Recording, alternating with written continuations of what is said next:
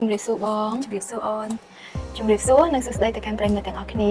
នាងខ្ញុំឈ្មោះសារ៉ាបុប្ផាដោយសារមួយរយៈនេះមានសំណួរជាច្រើនសូមមកកាន់សាលា Fashion របស់បងស្រីអញ្ចឹងសូមបងជួយណែនាំខ្លួនបន្តិចមកបងចាអូន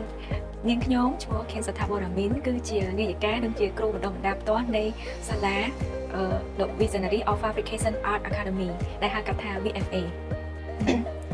អញ្ចឹងកាត់មកដល់ពេលនេះតើសាលារបស់បងស្រីដំណើរការបានប្រហែលឆ្នាំហើយបងចាអូនកាត់មកដល់ពេលនេះសាលាយើងខ្ញុំបានដំណើរការរយៈពេល1ឆ្នាំជាងហើយ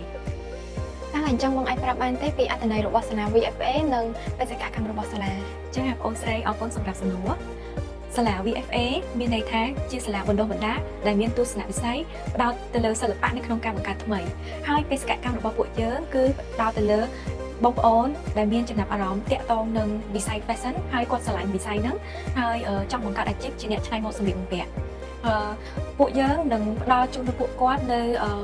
ចំណេះជំនាញដែលរួមបញ្ចូលនឹងភាពច្នៃប្រឌិតការអនុវត្តផ្ទាល់ធ្វើយ៉ាងណាឲ្យគាត់ឆាប់ចេះឆាប់ចាំអញ្ចឹងតើអ្វីជាភាព unique របស់សាលា VFA ដែរបងចាបងអូនស្រីភាព unique របស់សាលាគឺយើងធ្វើយ៉ាងណាផ្ដល់ជូនចំណេះឲ្យចំទឹកដៅនិងចំណែកពេលតិចហើយយើងផ្ដល់ជូននៅការយកចិត្តទុកដាក់និងបង្វឹក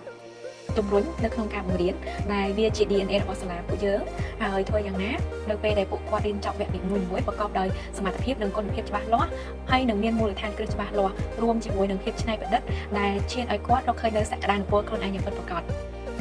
សម្រាប់សាលា VFA របស់បងស្រីមានបង្រៀនវគ្គអ្វីខ្លះដែរបងចាបងអូនស្រីសម្រាប់សាលារបស់យើងមានវគ្គជាច្រើនដូចជាវគ្គគំនូរបែប fashion ដែលមានជាវគ្គគំនូរព្រាងនិងគំនូរមើលឃើញវគ្គ technique day វគ្គធ្វើពុម្ពវគ្គចាប់ម៉ូដនិងវគ្គផ្សេងទៀតដូចជាវគ្គដែលផ្ដោតទៅលើការច្នៃម៉ូដទៅលើកណាត់រួមបញ្ចូលនឹងថ្នាក់ប៉ាក់-ឌិនផងដែរហើយនៅមានវគ្គទ្រឹស្ដីបន្ថែមទៀតគួរឲ្យចាប់អារម្មណ៍មែនទែនបងអញ្ចឹងសូមបងជួយសង្ខេបអំពីអត្ថប្រយោជន៍ត្រួសអំពីវគ្គនីមួយៗដូចជាថ្នាក់គំនូរព្រាងនិងផាត់ពណ៌ជាដើមចាអូខេអូនចំពោះថ្នាក់គំនូរព្រាងនិងការផាត់ពណ៌គឺយើងផ្ដោតទៅលើគំនូរព្រាងនិងការផាត់ពណ៌បែប fashion ដែលយើងផ្ដោតទៅលើមូលដ្ឋានគ្រឹះនៃការគូររូបធ្វើយ៉ាងណា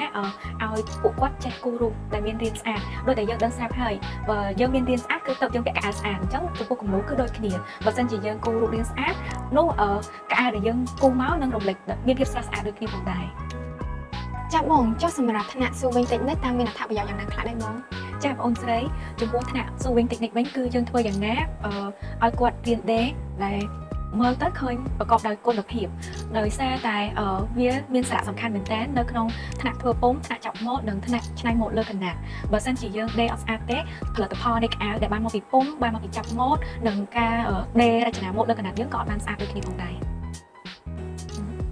ចាបងចំណែកឯថ្នាក់ pattern ជាមួយនឹងថ្នាក់ drape តើមានអត្ថប្រយោជន៍អ្វីខ្លះទៅបងចាអរគុណសម្រាប់សំណួរចំពោះថ្នាក់ pattern គឺជាថ្នាក់ដែលយើងរៀនធ្វើពុម្ពគឺបានមកពីការកណនាតួលេខរបស់រាងមនុស្សហ្នឹងដើម្បីបង្កើតជាកៅអៅហើយចំពោះថ្នាក់ drape វិញគឺយើងផ្ដោតទៅលើការចាប់ម៉ូដទៅលើរាងម៉ានីកាំងវាជាផ្នែកមួយដែលសំខាន់យ៉ាងខ្លាំងដែលជំនាញមកជំនួយនៅថ្នាក់ពុម្ពវិញដោយសារតែយើងអាចបង្កើតភាព unique ពីការចាប់ម៉ូដបង្កើតបានជាពុម្ពចាបងដោយសារមួយរយៈនេះបងអូនទទួលបានសំណួរជាច្រើនដែលសួរតាក់ទងទៅនឹងសម្រាប់អ្នកដែលគាត់អត់ចេះសោះនិងអត់ចេះភាសាតើគាត់អាចរៀនថ្នាក់ design បានដែរឬទេបងចាអរគុណអូនសម្រាប់សំណួរចំពោះអ្នកដែលមករៀនខាងសាលាយើងខ្ញុំមាន3ប្រភេទគឺអ្នកដែលអត់ចេះសោះអ្នកចេះខ្លះនិងអ្នកមានអាជីវកម្មស្រាប់ហើយអ្នកអត់ចេះភាសាក៏គាត់អាចរៀនបានដែរខ្ញុំនៅតែប្រើភាសាជាតិយើងដើម្បីបង្រៀនពួកគាត់ក៏ប៉ុន្តែក៏ខ្ញុំអត់ចោលភាសាបរទេសដែរព្រោះដោយសារវាជា key មួយសម្រាប់ពួកគាត់យកទៅស្រាវជ្រាវសិក្សាបន្តចាបងបើសិនជាមានប្រិយមិត្តដែលគាត់ចង់បានព័ត៌មានបន្ថែមតើគាត់អាចទាក់ទងមកកាន់បងតាមរយៈណាដែរចាបងស្រីប្រសិនជាប្រិយមិត្តគាត់ចង់ដឹងព័ត៌មានបន្ថែមទាក់ទងនឹងសាលាគាត់អាចទាក់ទងទៅតាមលេខទូរស័ព្ទនិង Telegram ខាងក្រោមគឺលេខ017 900 206និងអាចឆាតមកតាម page សាលាផ្ទាល់ក៏បានដែរ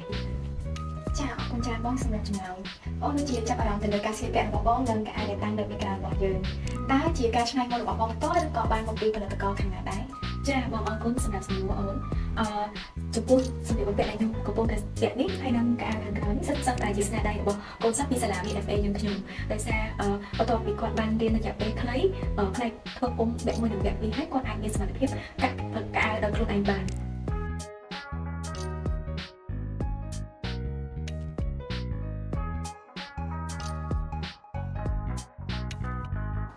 អរគុណច្រើនបងសម្រាប់កិច្ចសម្ភាសន៍ក្នុងថ្ងៃនេះ អូនសង្ឃឹមថាពួកយើងនឹងជួបគ្នាម្ដងទៀតដើម្បីផ្ដល់ព័ត៌មានថ្មីៗនិងមេរៀនផ្សេងៗសម្រាប់ទស្សនិកជន ចា៎អរគុណបងវិទ្យានិងសម្រាប់ការចែករំលែកព័ត៌មាននេះហើយសង្ឃឹមថាយើងនឹងអាចជួបគ្នានៅពេលក្រោយ អរគុណសូមជម្រាបលា